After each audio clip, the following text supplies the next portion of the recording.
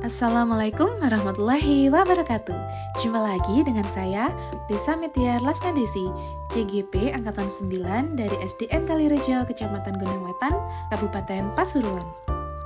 Berikut merupakan koneksi antar materi modul 1.4 Budaya Positif.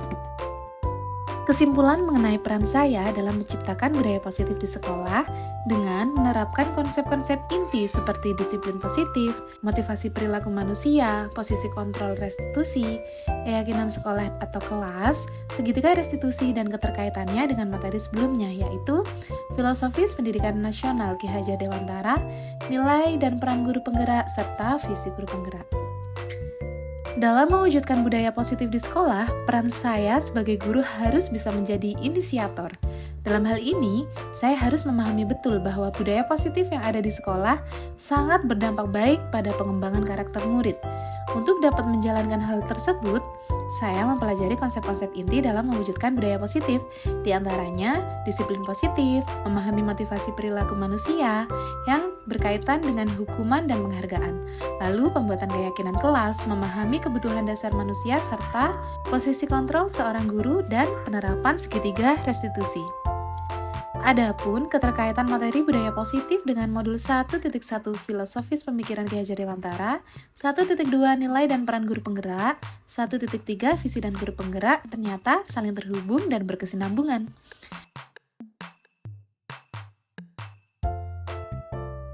Di mana dengan menjalankan budaya positif, maka akan memudahkan kita untuk mewujudkan filosofis pemikiran Ki Hajar Dewantara mengenai pendidikan, yakni pendidikan adalah menuntun segala kodrat yang ada pada anak, agar anak dapat mencapai keselamatan dan kebahagiaan yang setinggi-tingginya.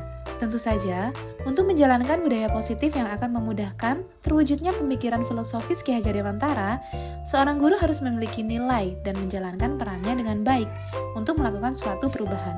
Terdapat 5 nilai guru penggerak yang harus dimiliki oleh guru, yakni berpihak pada murid, reflektif, kolaboratif, inovatif, dan mandiri. Sedangkan, peran yang harus dijalankan diantaranya adalah menjadi pemimpin pembelajaran, menjadi coach bagi guru lain, mewujudkan kepemimpinan murid, menggerakkan komunitas praktisi, dan mendorong kolaborasi. Dalam mewujudkan suatu perubahan, seorang guru harus memiliki visi sebagai bentuk harapan yang nantinya akan dicapai bersama dengan warga sekolah. Untuk mencapai sebuah visi, guru dapat menggunakan pendekatan inquiry apresiatif yang merupakan sebuah bentuk strategi perubahan yang sifatnya kolaboratif dan juga berbasis kekuatan. Dengan bantuan metode Bagja, dari tahapan Bagja yang telah dibuat, terciptalah pembiasaan-pembiasaan positif. Nantinya akan menjadi budaya positif yang diharapkan dapat membuat sekolah menjadi tempat yang nyaman, aman, dan berpihak pada murid, serta untuk memudahkan kita dalam mewujudkan filosofis pemikiran Ki Hajar Dewantara mengenai pendidikan. Refleksi. Terdapat beberapa pertanyaan yang harus saya jawab dalam refleksi kali ini. Yang pertama, sejauh mana pemahaman Anda tentang konsep-konsep inti yang telah Anda pelajari di modul ini? Adakah hal-hal yang menarik untuk Anda dan juga di luar dugaan? Pemahaman saya tentang konsep inti pada modul ini terdapat 6 konsep, yakni disiplin positif, motivasi perilaku manusia, hukuman dan penghargaan, posisi kontrol restitusi, keyakinan sekolah atau kelas, segitiga restitusi, serta memahami kebutuhan dasar manusia. Disiplin positif. Disiplin positif adalah cara menerapkan sikap disiplin yang bertujuan untuk menumbuhkan kesadaran serta memberdayakan anak mandiri melakukan suatu tanpa iming-iming hukuman ataupun hadiah. Disiplin sangat penting untuk diajarkan dan dibiasakan pada anak, sebab disiplin akan membentuk karakter positif anak agar kelak ia mampu menentukan sendiri mana tindakan yang harus dilakukan dan mana yang sebaiknya dihindari dalam kehidupannya sehari-hari secara sadar. Lalu yang kedua adalah motivasi perilaku manusia. Terdapat 3 motivasi perilaku manusia yang harus guru pahami. Yang pertama, untuk menghindari ketidaknyamanan atau hukuman. Yang kedua, untuk mendapatkan imbalan atau penghargaan dari orang lain. Yang ketiga, untuk menjadi orang yang mereka inginkan dan menghargai diri sendiri dengan nilai-nilai yang mereka percaya. Motivasi nomor 1 dan nomor 2 merupakan motivasi yang muncul dari luar atau disebut dengan motivasi ekstrinsik. Sedangkan tugas seorang guru adalah menanamkan pada murid untuk menjadi orang yang mereka inginkan dan menghargai diri sendiri dengan nilai-nilai yang mereka percaya. Ketika murid-murid kita memiliki motivasi tersebut, mereka telah memiliki motivasi intrinsik yang berdampak jangka panjang. Motivasi yang tidak akan terpengaruh pada adanya hukuman atau hadiah. Mereka akan tetap berperilaku baik dan berlandaskan nilai-nilai kebajikan karena mereka ingin menjadi orang yang menjunjung tinggi nilai-nilai yang mereka hargai. Lalu berikutnya keyakinan kelas atau sekolah. Guru dapat mendorong terjadinya sebuah kesepakatan antara guru dan murid untuk mewujudkan terbentuknya keyakinan kelas atau sekolah. Keyakinan sekolah sendiri merupakan sebuah pernyataan universal yang mudah diingat, dipahami, dan juga harus bersama-sama diterapkan dalam lingkungan sekolah. Memahami kebutuhan dasar manusia. Agar guru dapat lebih memahami murid, maka guru harus mengetahui terdapat 5 dasar kebutuhan manusia, yakni kebutuhan akan bertahan hidup, kasih sayang, kebebasan, penguasaan, dan kesenangan. Di mana jika kita dapat memenuhi kebutuhan dasar seorang murid, maka murid tidak akan melakukan hal-hal yang melanggar nilai kebajikan untuk memenuhi kebutuhan dasarnya. Posisi kontrol, restitusi. Terdapat 5 posisi kontrol yang bisa kita terapkan, yaitu yang pertama, penghukum, lalu pembuat rasa bersalah, sebagai teman, sebagai pemantau, dan juga sebagai manajer.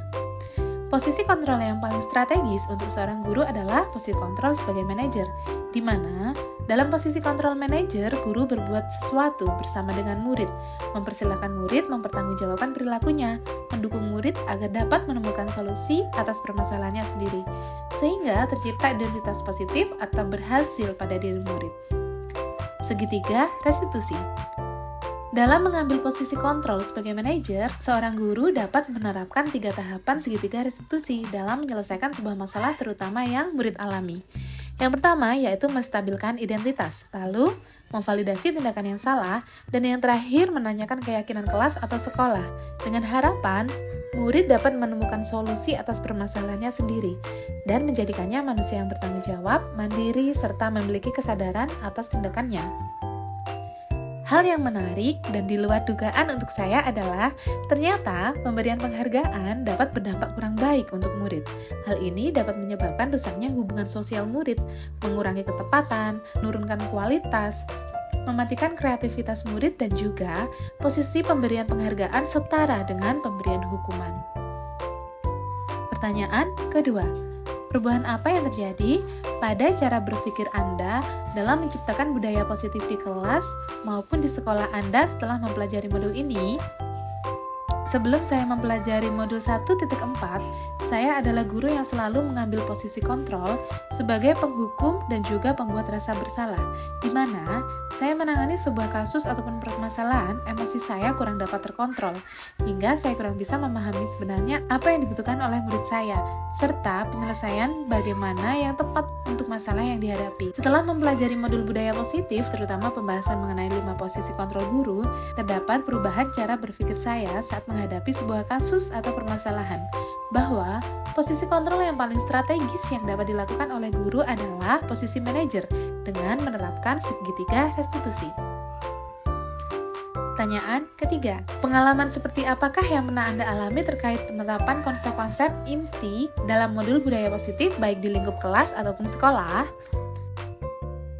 Pengalaman yang saya alami terkait dengan konsep inti modul budaya positif adalah adanya kesepakatan kelas, di mana hal yang paling signifikan yang saya rasakan dengan adanya kesepakatan kelas adalah murid-murid akan lebih memiliki kesadaran dalam bertindak sesuai dengan kesepakatan kelas yang telah mereka yakini bersama. Dan yang kedua, penerapan segitiga restitusi. Dalam menghadapi masalah pada anak, ternyata tidak semudah yang dibayangkan. Perlu latihan dan juga pembiasaan kita dalam mengolah emosi, sehingga semua tahapan dalam segitiga restitusi dapat dilakukan dengan baik. Pertanyaan keempat, bagaimanakah perasaan Anda ketika mengalami hal-hal tersebut? Perasaan saya sangat senang karena suasana kelas kini menjadi kondusif bukan karena ketakutan murid atas hukuman dari aturan-aturan yang ada. melainkan dari kesadaran diri murid berdasarkan kesepakatan kelas yang telah mereka buat.